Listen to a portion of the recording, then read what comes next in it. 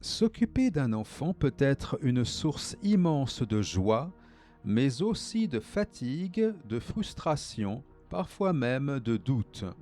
Et depuis longtemps, les chercheurs essaient de comprendre ce qui rend la parentalité tantôt épanouissante, tantôt éprouvante.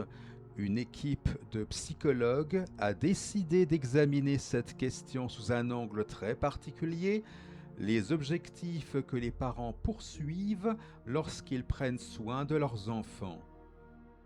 Dans cette étude, menée auprès de 1906 parents, les chercheurs ont voulu comprendre ce qui motive réellement les parents lorsqu'ils prennent soin de leur enfant. Ils ont mené 4 études successives, dont une étude quotidienne sur 10 jours, et ils ont construit une échelle entièrement nouvelle, la Parenting Goals Scale, qui permet d'identifier les objectifs parentaux dans les situations de soins. Leur question était simple: lorsque vous prenez soin de votre enfant, qu'essayez-vous vraiment d'accomplir?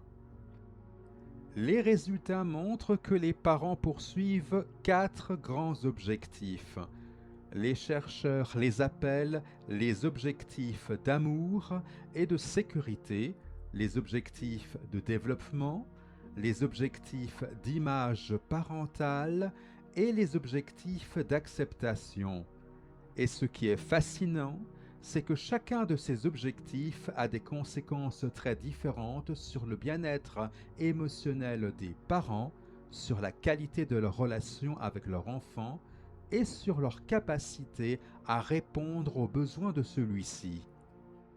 Les objectifs d'amour et de sécurité sont ceux qui consistent à montrer à l'enfant qu'il est important, qu'il est aimé, qu'il peut compter sur son parent.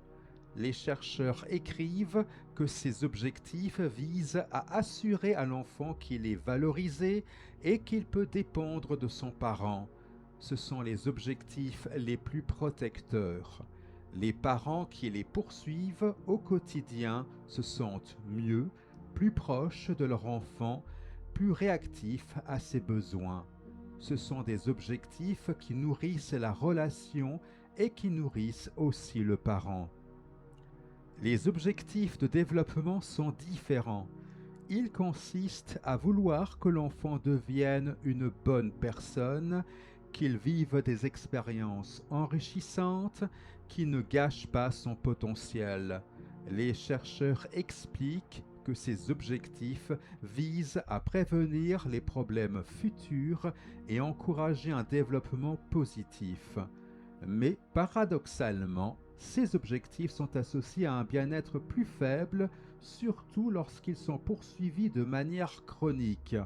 Ils créent une forme de pression, une vigilance constante, un sentiment de responsabilité qui peut devenir lourd.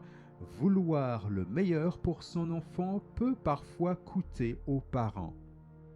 Les objectifs d'image parentale concernent la manière dont les autres perçoivent le parent. Les chercheurs les définissent comme des objectifs visant à éviter d'être embarrassé par son enfant ou à paraître un bon parent aux yeux des autres. Ce sont les objectifs les plus coûteux. Les parents qui les poursuivent se sentent moins bien, moins proches de leur enfant, moins réactifs à ses besoins. Ils sont tournés vers l'extérieur, vers le regard social et non vers la relation elle-même. Et ce qui est frappant, c'est que ces objectifs sont les plus rares dans les données. La plupart des parents ne sont pas motivés par leur image, mais ceux qui le sont en paient un prix émotionnel très fort. Enfin, il existe les objectifs d'acceptation. Ce sont ceux qui consistent à vouloir que l'enfant pense que son parent est un bon parent, à éviter qu'il soit fâché, à gagner son amour. Les chercheurs écrivent que ces objectifs visent à prévenir les réactions négatives de l'enfant et à obtenir son approbation. Ils sont associés à davantage d'émotions positives au quotidien, mais pas à une amélioration durable du bien-être ou de la relation. Ils donnent des petites joies quotidiennes, mais pas de bénéfices profonds. Ce qui est remarquable dans cette étude, c'est que les 4 objectifs ne sont pas indépendants. Les parents ne poursuivent pas un seul objectif, mais plusieurs en même temps. Les objectifs d'amour et de sécurité sont liés aux objectifs de développement et d'acceptation, mais ils sont négativement liés aux objectifs d'image parentale. Cela signifie que les parents les plus centrés sur l'enfant sont aussi ceux qui sont moins préoccupés par leur image. Les objectifs d'image parentale, eux, sont fortement liés aux objectifs d'acceptation. Les parents qui veulent être bien vus par les autres sont aussi ceux qui veulent être bien vus par leur enfant. Les objectifs de développement sont liés aux objectifs d'acceptation, ce qui montre que vouloir que son enfant réussisse s'accompagne souvent du désir d'être approuvé par lui.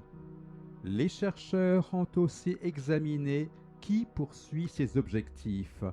Ils ont mesuré les styles parentaux, les styles d'attachement, les orientations centrées sur soi ou sur les autres. Les parents ayant un attachement plus anxieux poursuivent davantage d'objectifs d'image ou d'acceptation.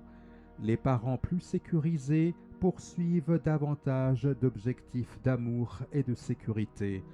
Les objectifs d'image parentale sont liés à des styles plus autoritaires, tandis que les objectifs d'amour et de sécurité sont liés à des styles plus chaleureux. Les objectifs de développement sont liés à des styles parentaux plus exigeants, ce qui correspond à l'idée que ces parents veulent que leur enfant réussisse. L'étude est méthodologiquement très solide. Les chercheurs ont mené une étude quotidienne sur 10 jours où les parents rapportaient chaque jour leurs objectifs, leur bien-être, leur relation avec leur enfant et leur réactivité. Cela permet de voir les effets au quotidien, pas seulement en général. Ils ont aussi mené une méta-analyse interne qui combine les résultats des 4 études. Et surtout, ils ont contrôlé l'humeur de l'enfant et la difficulté du soin. Même lorsque l'enfant est de mauvaise humeur, même lorsque la situation est difficile, les objectifs parentaux restent prédictifs. Cela signifie que ce qui se passe dans la tête du parent est aussi important que ce qui se passe dans la relation.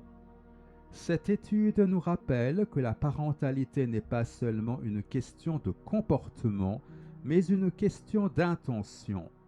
2 parents peuvent faire exactement la même chose, consoler, encourager, conseiller, mais avec des objectifs différents. Et ces objectifs transforment complètement l'expérience émotionnelle du parent. Ils peuvent rendre la parentalité plus douce, plus chaleureuse, plus épanouissante, ou au contraire, plus stressante, plus exigeante, plus fragile. Elle montre aussi que la parentalité est plus complexe que centrée sur soi ou centrée sur l'enfant. Les chercheurs ont testé un modèle à 2 facteurs, mais ce modèle ne fonctionne pas.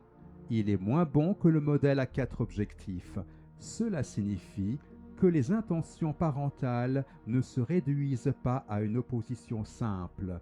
Elles sont multiples, nuancées, parfois contradictoires. Et peut-être que cette étude nous invite à réfléchir à nos propres objectifs, à ce que nous cherchons vraiment lorsque nous prenons soin d'un enfant. Cherchons-nous à le protéger, à le faire grandir, à être bien vu, à être aimé? Cherchons-nous à éviter les problèmes futurs, à prévenir les échecs, à encourager les réussites? Ou cherchons-nous simplement à être présents, à être fiables, à être aimants? Les chercheurs concluent que les objectifs centrés sur l'amour et la sécurité sont ceux qui nourrissent le plus le parent et l'enfant. Ils écrivent que ces objectifs prédisent un bien-être émotionnel plus élevé, une meilleure qualité de relation et une plus grande réactivité aux besoins de l'enfant. Et peut-être que cela nous rappelle quelque chose de simple, que dans la parentalité, comme dans beaucoup de relations humaines, ce qui fait du bien, ce qui apaise, ce qui relie, ce sont les intentions les plus sincères, les plus tournées vers l'autre, les plus dépourvues de pression sociale. La parentalité est un espace où se mêlent l'amour, la peur, le désir de bien faire, le besoin d'être reconnu et parfois l'inquiétude de ne pas être à la hauteur. Elle est faite de gestes, mais aussi d'intentions. Et peut-être que ce qui compte le plus n'est pas ce que nous faisons, mais ce que nous cherchons à accomplir. Peut-être que la parentalité est avant tout une conversation silencieuse entre ce que nous voulons pour notre enfant et ce que nous voulons être pour lui.